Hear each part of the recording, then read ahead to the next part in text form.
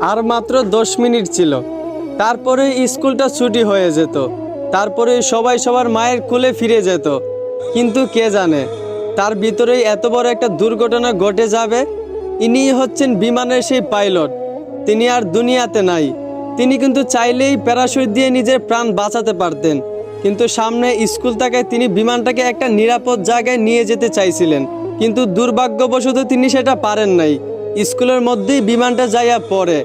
বিমানটা শুধু পাইলটেরই প্রাণ কেড়ে নেয় নাই, সাথে আরো কত কত শিশুদেরও প্রাণ কেড়ে নিয়েছে, কত কত মায়ের বুক খালি করে দিয়েছে। জানা গেছে পাইলটকে যখন বিমান থেকে উদ্ধার করা হয়েছিল, তখন পাইলটের দেহটা পুরা মুরগির মতো পুড়ে গিয়েছিল। আরো কত শিশু শিশু ছাত্র স্কুল থেকে বের না হতে পেরে পুড়ে মারা গিয়েছে। না জানি তাদের কতটা কষ্ট হয়েছে। আসলে এইটা ছিল একটা প্রশিক্ষণ বিমান। এইটা ছিল একটা পুরনো জং ধরা বিমান। এটা কখনো আকাশে উড়ার কথা ছিল না, তবুও কোনো এইটা দিয়ে প্রশিক্ষণ করতে হলো, তবুও কোনো এইটাকেই আকাশে উড়াতে হলো। এটা কেমন দুর্নীতি আমি বুঝলাম না। আজ এই দুর্নীতির কারণে কত কত মানুষের প্রাণ চলে গেল, কত কত মায়ের বুক খালি হয়ে গেল।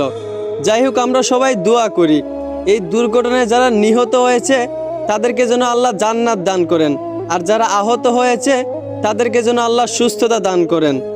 আমিন।